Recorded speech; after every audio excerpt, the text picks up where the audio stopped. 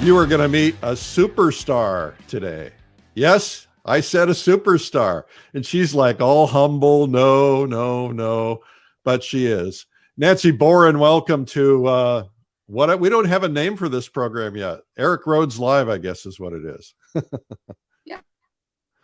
Nancy, Nancy, as you can see from the paintings behind her, is a fabulous artist, and she has a lot of different approaches and a lot of different styles. What are you going to do for us today, Nancy? Well, I'm going to do something I don't do very often. I thought I would try an experiment. I have a forest interior in mind, and I've painted a lot of transparent colors that I have let dry, and I'm going to come back with the sky and cut into all of that with the branches and the sky holes and see how it turns out. Oh, that'll be fun. That's exciting. I'm painting trees right now and suffering, so I'm anxious to learn. All right, terrific. I'm here. Oh, I see your hand. Okay. Yeah, well, I've brought you full screen. Yeah, it's like talk to the hand. Does that look good? Can you see everything? Yeah, it looks terrific. Thank you. So you're going to take, looks like you've kind of laid in, tell us what you've done and then what you're going to do here. Okay, this looks like kind of a crazy mess, but my idea was to do a very transparent dark layer. I did it a week ago. I let it dry and then come back with the sky and cut in and create all these shapes of the trees with all the sky holes. And the nice thing about that is, since the layer underneath is dry, I can use a little color shaper, which is kind of like a miniature squeegee. It's real rubbery. And I can hopefully scrape through and then show the dark again to create some of the twigs. So this is kind of an experiment idea for me, because this is a painting that I want to do larger. And so I thought I would try, this is a 12 by 16. Thought I would try this before I attempted the larger one. I'll show you the colors. You're pretty gutsy lady to experiment in front of thousands of people. Well, you know, it's just a painting. It's not that, well, I don't think I'm really that brave, but you know, I have made every mistake anybody can possibly make with painting. And so everyone needs to know that it doesn't just happen by magic. You really do have to try and fail sometimes to learn things. So here are the colors that I used to create this. I tried to pick all transparent colors or semi-transparent. I have olive green, viridian, quinacridone, I never know if I'm saying that right, magenta, Indian yellow, ultramarine, and transparent oxide brown and alizarin. So so I see just off the top of my head, I see Holbein, Rembrandt, Gamblin, and Jack Richardson brands. Yes, I use all different brands of paint. I think all of them. I think we all do. Yeah, great things about them. I do dearly love the Rembrandt transparent oxide brown.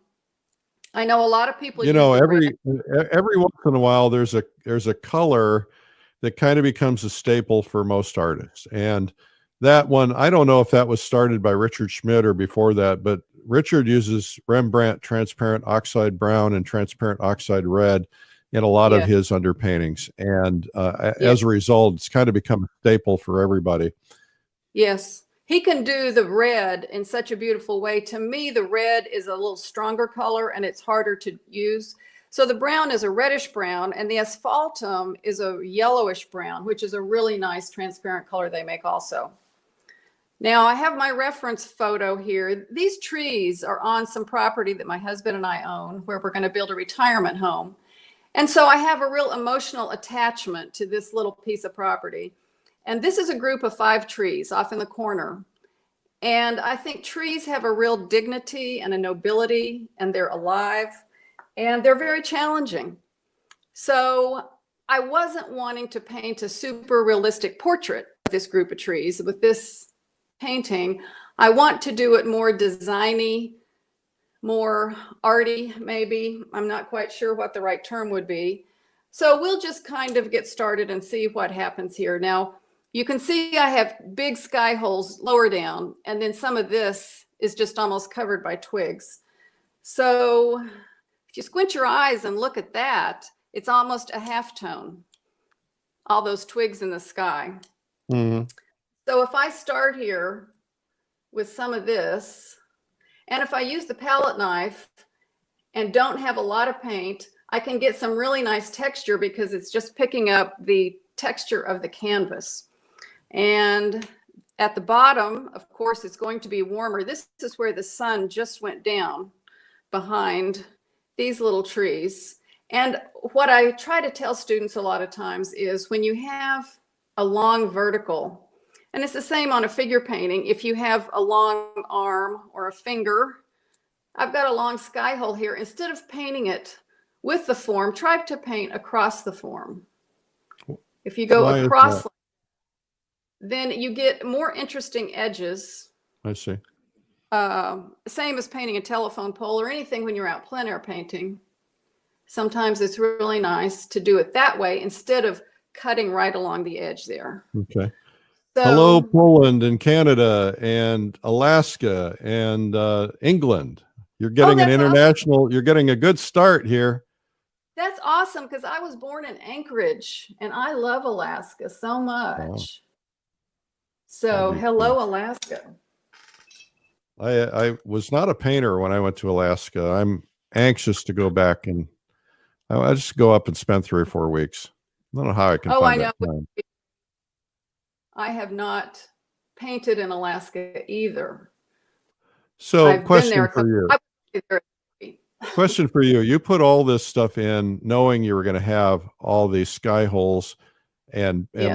lay in stuff over sky. Why not just make a big sky and lay it over that instead of putting it in later? Well, I could, but you get good things when you do it both ways. If you put the sky in first and then you paint the trees, you're getting positive shapes over that. And when you come in like this with your negative shapes, you get a much more interesting.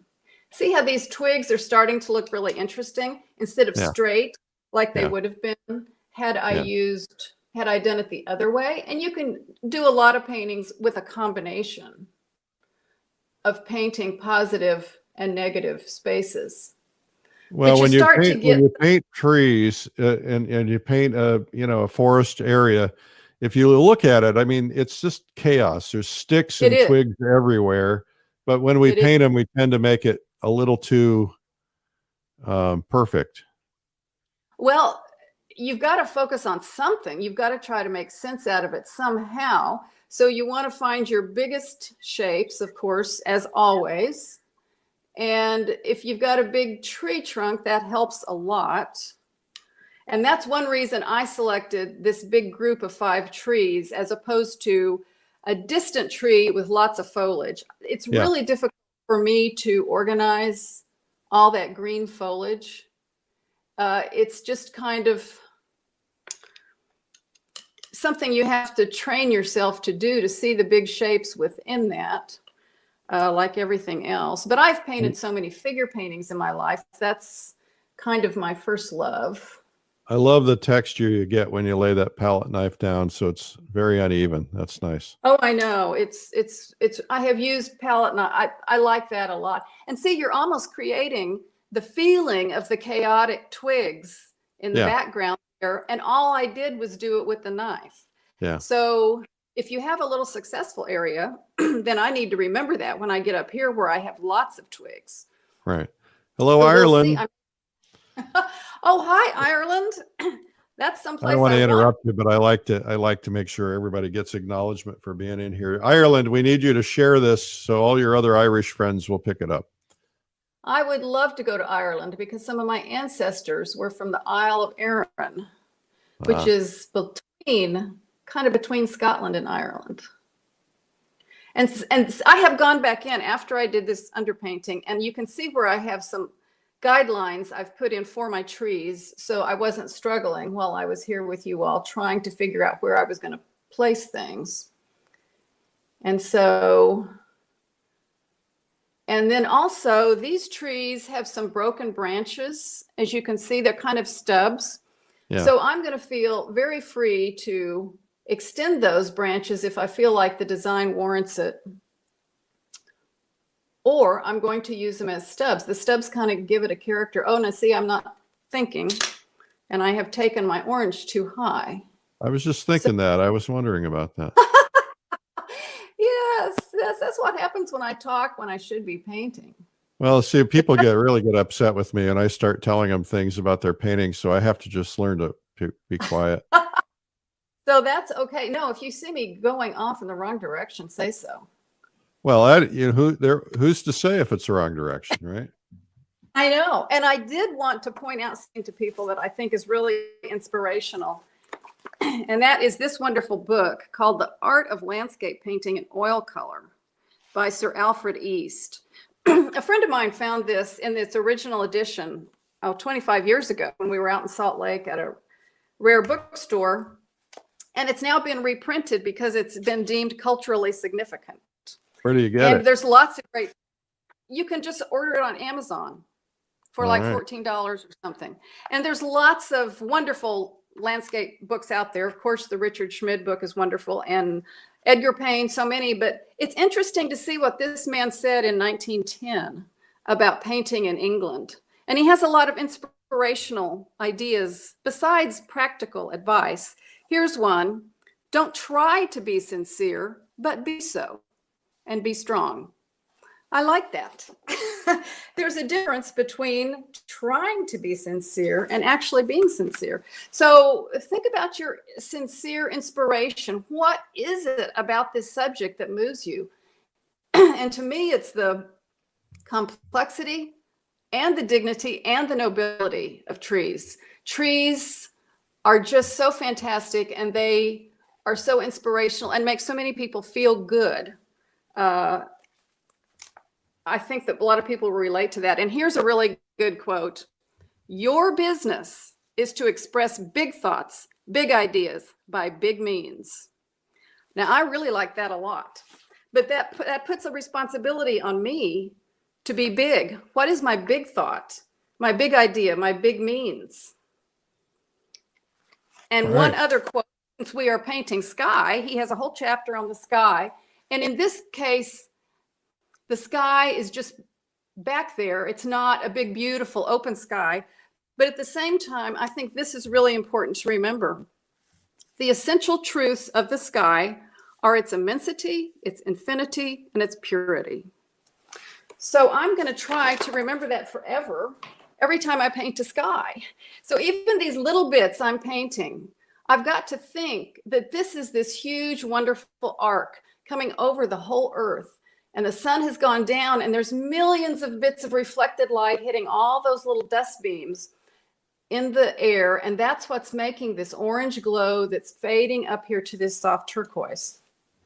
So immensity, infinity, and purity. So I'm going to get some of my orange here. And I think this was really two little trees. I'm going to try to suggest that. And then I have another row of trees back there that I kind of want to leave because I want this to feel like you're inside of a forest. All right. And this little tree here, I have brought all the way down to the bottom, and it's going off of the page. So that helps you feel like you're looking around that little tree in here. You don't have to clear everything out at the bottom. I could bring several more saplings down to the ground here, and that would help give me this enclosed feeling of the interior. And the real trick to doing something with underpainting like this is to get the first layer dark enough. I have done things like this before, not of trees, and you don't get this dark enough. And then you put your lights on there and you realize, oh no, this is washed out. And maybe in this case, I have it almost too dark because this looks very colorful now. When I put the light here, this almost looks black in here. So that's why I wanted to do this 12 by 16 as an experiment for my larger piece. That would be one way I could kind of gauge the values. And we all know values are more crucial than anything, more than color. And so, although color is the icing on the cake, whoops. So what are the So if you, principles when, if you're laying in a sense of sunlight, you've started out with, looks from what I can tell here, with an orange, and then you've kind of gone to a light yellow ochre, and then you're kind of moving up towards a green and then the blue. Is that yeah. kind of? Yes, yes, because we've got the sunset, and where it's going through the twigs here, it's very kind of burnt sienna, orangey, yellow, golden. Then the Yeah. sky went golden, and then finally at the top, it was a lovely greenish, bluish, turquoise color because all the warmth of that sun is going down behind that horizon. So somehow you have to translate all that's going on just into what are these little strokes of paint that I'm going to put on here. And so very simply, that's kind of how I came up with that. And I've got this orange going way too high here, Eric. You didn't tell me that. I didn't see it. How large will you paint if you're going to make this into a bigger painting? How big did you say? Yeah. Yeah. How big I do you was typically? about not anything really giant. 20 by 24 is what I was Yeah. thinking about. All right. So I've been working on a 30 by 40 and it's just driving me nuts. It's so big every oh time. my God. Oh, you're brave. I've done some 30 by 40s, and I may be doing a 48 by 48 coming up, but oh, it gets big, and you have to mix up so much more paint. You have to use a bigger brush and all kinds of things. So But it's very Jeff Wang said the other day, he said, small painting, big brush, big painting, small brush. oh, really? Yeah. I'm Well, still trying to figure that out. yeah, that's very interesting. I don't know quite what he means by that. But I'm sure he had something in mind. And then when you Well, hit the little yeah. globs of paint, it does things that you're not anticipating, but it actually turns out looking good. Yeah. I like it.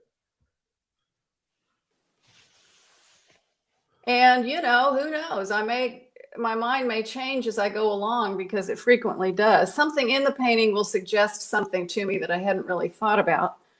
But you do have to be kind of flexible. But when I get back now and squint my eyes, my gosh, it kind of looks like a sunset behind these trees. Yeah, it Am I does. crazy? Look that way. That's awesome. Yeah, That's you're even exciting. getting a sense of light hitting the ground just because you now know that that sun is back there. Yeah. And I kept this foreground a little bit lighter in value, and I used more of my Indian yellow up here. In real life, this is just all twigs, and there's some light twigs in front of the darks. And so another tip for painting something like this, whether you're doing a field of grass or twigs, if you have darks, go ahead and put some in. Then you can come back not with this color, but with some of your twigs, and it looks good. If you paint your twig first, and then you paint a little dark and another twig, you just end up with a mess. This will be much, much easier, and it will look a lot better. All right.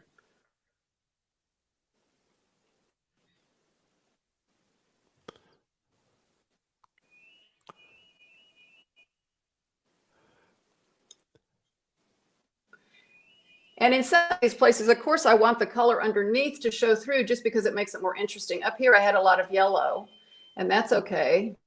Maybe those are leaves blowing in the wind. Maybe those are birds. I don't know. I don't care. It's just some kind of atmosphere that might be there. But I do want to. I was looking at the sunrise this morning, and the sun was shining through the trees, and it exploded with sky holes, much more than I normally would notice. You know, it's going through every little leaf, and that's kind of the effect it looks like there when you lay it in like that. Well, my goal was to really save some of this dark stuff out here for all the twigs. And so far, I like those areas really well. Now, let's see, when I get up here, I want to try to keep, okay, I've got this, I don't want to lose where that branch is. I kind of put a few little things like a road map here. So I'm right up here because I like that one Y. Yeah. And now I kind of want to, and the great thing, okay, let me just go ahead and try this with my color shaper. Let's just try this now and see what I've got. Okay, cool. Because you laid it up. So you laid it over dark. Now you'll be able to pull out the dark by, oh, that's very clever. Yeah, well, I sure didn't invent it. Well, I Well, use one of those too, but I usually use it to remove something that I've screwed up. right. I do that a lot, Eric. I do And I that all the guess if you time. wanted a sharper edge, you could use the back of a brush or something, right? Yes, you could do that. And I'll show you something else that I use frequently All that right. really works good. Oh, no, here it is. I have so much stuff you're going to hear crashing. It's a piece of a squeegee blade, but it's Oh, not yeah. in the squeegee. And Okay. so these are awesome. They take the paint off like crazy, sometimes more than you want. Let's see what this does here. Well, when you have the white, the light over the dark, it may leave a little scum. So that may not be the best thing, but when you're just regularly painting, and see, because this is pretty dry, I can clean that off with a little Gamsol, and I have that nice color underneath. Yeah. That's kind of the secret here. You got to let this dry underneath. And I did want to say too that when I did this, I used Gamsol to thin the paint, but I also added some stand oil because this is a linseed oil that's been treated. But when you water your colors down a lot with Terp, Gamsol, paint thinner, you take all the binding out of the pigment, and you want that film layer to be really solid. So if you put a little, some kind of medium or oil back in there, you're adding oil to help keep the pigments bound together. So that's always a good thing. All right. Suspending the Okay. pigment in oil. Yes, you don't want to take all of it away. Now I've got a nice skinny little sky hole right there. I like how rough this is looking. We'll see. Okay, now I'm not going to have very much paint on the back of my palette knife to attempt this. Oh, And of wow, course that I can, really works. and after I get this done, I can come back with a brush and delineate some of these little twigs in areas that I think are really important. But now if you squint your eyes, that area kind of looks like a halftone between the lightest of the sky and the trees, which is kind of what I wanted. Yeah, and yet you don't have to render every branch. No. I like this feeling. I think it's Richard Schmid who says, I'm not painting these trees, I'm painting my experience of these trees. And I think that is just such a wonderful idea. If you want a perfect image, go take a picture of it and be done. But I want people to see how magical I felt like this little forest is.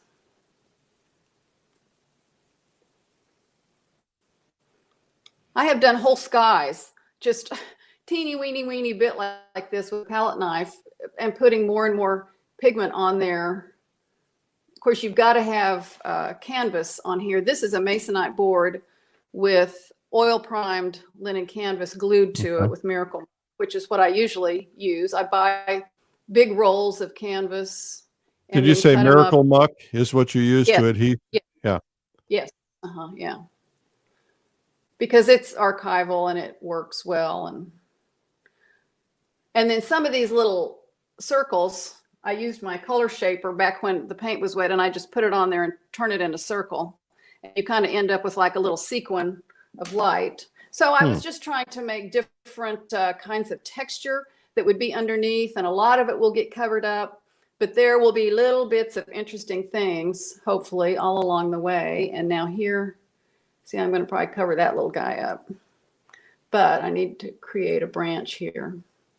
And then as I stood there a couple weeks ago and looked at this forest scene, the tree branches up away. Let me get out a brush here. The tree branches that are away from the sunset, I could very clearly see a blue edge on the limbs. And I think in a lot of Sargent's watercolors, he very clearly shows the blue coming through on the edges Now there's Blue just a coming little bit. through on the edges of the branch? Yes, because it's kind of an optical illusion. When you look at something that's silhouetted against the light sometimes creeps around the object.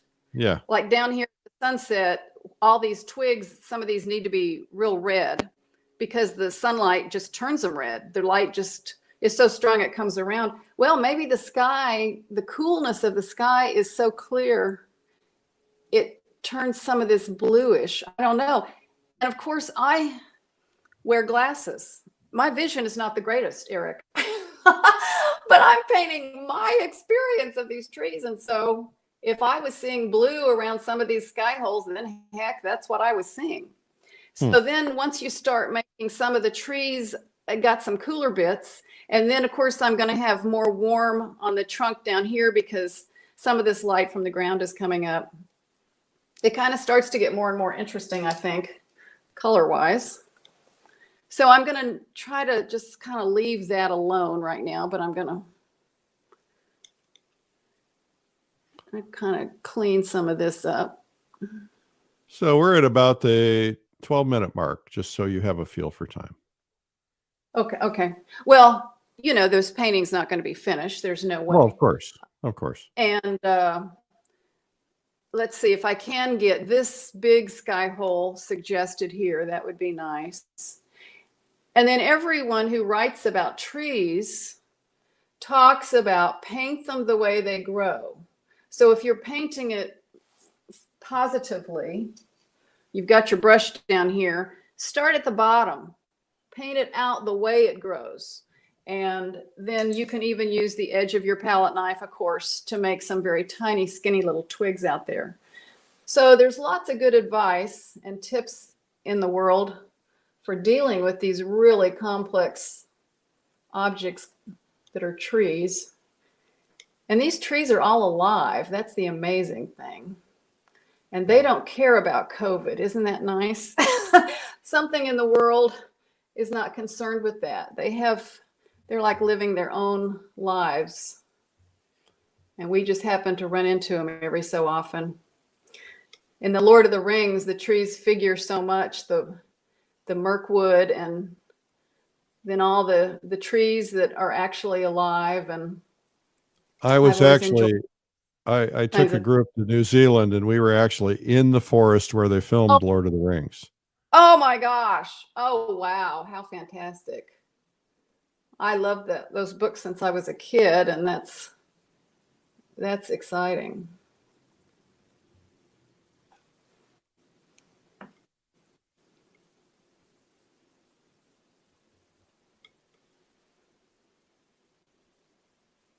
And I think that because I don't have as much light paint up here and I have it heavier down here, this light looks stronger, which is what I want it to do because of the sunset. And so now I think I need to just meld the coolness of the sky and the warmth a little bit more. So one of our guests here, Sheila, said she had cataract surgery in both eyes, and it totally changed the colors that she was seeing. She went from warm to cool. My wife says to me, you need to get your cataracts taken out because she said you make your paintings too warm. Well, see, I have 2 cataracts too, but they're not bad enough to take off yet. So who knows what color this stuff really is. Yeah. I have no idea. I finally got permission to get mine cut out. So for years, it's been not bad enough, but finally got it. So I'm going to go in and get it done. Yeah, I've heard other artists almost be reluctant to get it done because they're happy with the way their paintings are going and their collectors really like them. And it's like, oh my gosh, if I change this, what are we going to do? What if my paintings all look different? Nobody wants them. It's weird. Oh, well. Now, see, I think this is a mess. So I'm going to take that off. Oh, and see, this is dry, but because you rub a little too hard, it still is going to come off. So that's okay. Yeah. I can go back with some darker paint. I'll just mix up something here, whip up something real quick and put that back in. And then, this trunk is too light. So I'll just go ahead. And these trunks have a darkness down in there between the trunk. That to me looks like it's picking up reflected light, that light that's hitting the ground and reflecting back up. Yeah, I just want to define a little bit. There were 5 trees here. Yeah. And so I picked a spot. In one place, they're almost lined up like you've only got 2 trees because you got 2 here and 3 here. So I kind of moved to the side so you could kind of see bits of all of them. And so, of course, I'm thinking about when I do my larger painting, I'm going to have more space and I'll want to define some of this a little bit more so that I'll be able to show that I've got multiple trees here. Really beautiful. And then you have to just keep squinting your eyes and seeing where your darks are the darkest. You look at all the value of the sky, then the value of this. Oh, and I did want to do this one thing real quickly here. There's a little bit of a green pasture over there. And I've got so much warm and brown and everything. I thought that looks nice. So I had mixed up a little green ahead of time. And this is an opaque color.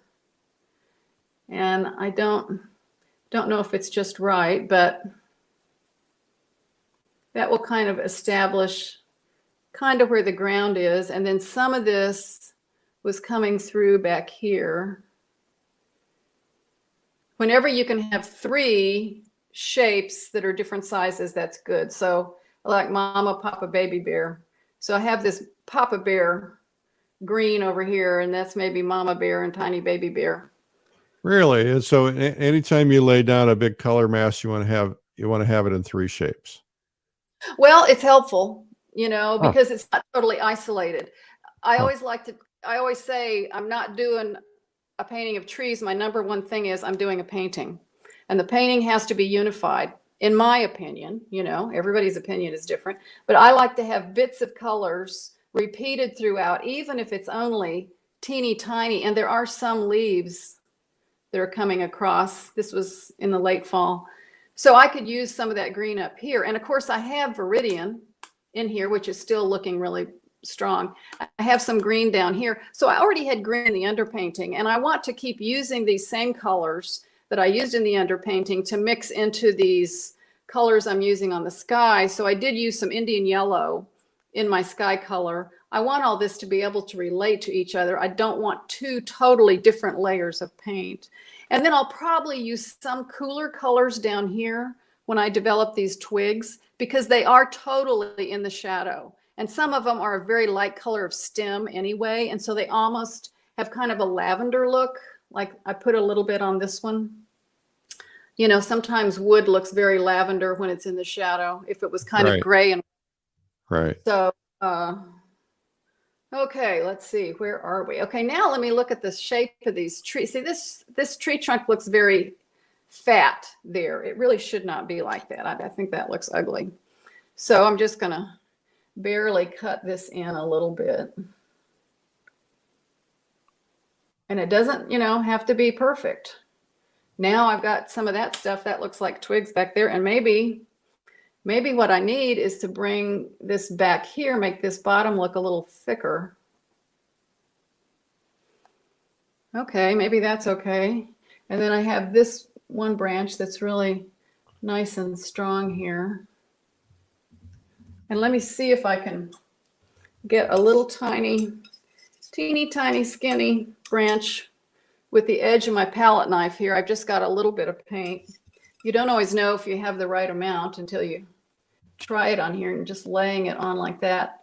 That's almost not quite enough. Mm-hmm.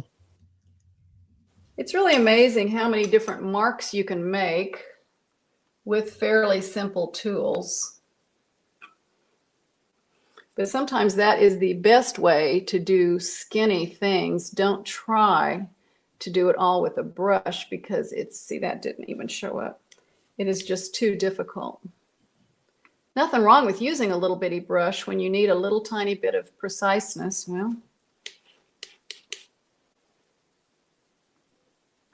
Well, well, I told you. I don't always know what I'm doing. Posted in the comments. I just posted a link to Nancy's video, so you can pick it up. Awesome. Well, this is really fantastic. I've learned so much. It's interesting, I've been around painters constantly for a couple of decades, and every day I'm still picking up something new. You'd think everybody's got it figured out in one way or another, but Right. I'm seeing things that you did today that I've never seen done before. Well, that's the beauty of painting. It can just stay with you your whole life. You can keep learning more and more things. You can paint more and more subjects. It is the activity that just never gets old. Yeah. Really fabulous. Keeps you young. Yep, it does. Or it makes you old before your time. I don't know which one it is. It depends on if you're painting a bunch of difficult trees, I guess. Oh my goodness. This tree is the biggest one, and I really like having a big solid one here. So I want to be sure and let him be dominant over these others. So as I continue to develop this, I want his two branches up here to really stand out against this tree that was in the background. So I would carefully kind of figure out about how to do that. And then I'm going to develop more small organized groups of these branches. I mean, of these little leaves. And then I could even put, some of them were out here. I could see how that could work. I'll probably cover up some of this green, fix this, but I'm kind of excited because this is kind of the idea that I wanted my painting to turn out with. And so it'll be interesting to try it on a bigger scale and to kind of see how that happens, and then to get back from it and kind of see what I think. And I can see that I want to change the shape of this branch because I like the way that is swooping there, and I didn't do that very well up there. So do you want me to keep painting a little bit, or are we about ready to go? I think we're about ready to go. Okay. All right. Okay. I'll quit then. I'll give it up. Come back on camera so we can see you. A lot of people joined before they saw you in the beginning. Okay. Well, should I turn the camera around, or should I actually turn this around? Oh, would you do me a favor, is take the camera real close so we can see the texture real quick. Oh, okay. Okay. Oh my gosh. Oh, down. It went down. Okay. Let me take it off of the stand here. All right. Excuse me. How about that? Can you see? Oh, yeah. Oh, yeah. Very nice. Yeah, you can really see how the canvas is impacting how that paint lays. Right. You've got to use everything available to you, and that canvas is there for a reason. It's just fabulous if you treat it with a real light hand like that. Mm-hmm. Terrific. All right. Well, come on camera and say goodbye. Okay. Am I there? You are there. You did a terrific job. Okay. I'm impressed. Thumbs up and applause. I enjoyed it. Yeah, that was really terrific. Nancy, I've got your website up, nancyboren.com. I posted a link to your video in the comments section, but here is a picture of the video. This is obviously a different approach and different technique, but you want to tell me just briefly about this video? Well, I kind of recreated one of my most popular paintings called Cimarron Solstice. And it was a girl jumping. That was my main idea. I wanted to do her in front of the sunset. So I came up with a real harmonious, warm color scheme. And I wanted to create the feeling of jumping and movement. So I talk about that a lot in the video. Okay, cool. Well, thank you for being on today. It's a real pleasure. And hopefully we'll get a chance to see each other and shoot another video soon. And it'll be fun. Sounds great. Yeah, maybe people can post in a comment what kind of video they would want. That'd be terrific. Okay, perfect. And Nancy, if and when you finish that painting, we would love to have you post it in the comments so that we can see it. Okay. All right. Okay. Terrific. Well, thank you so much.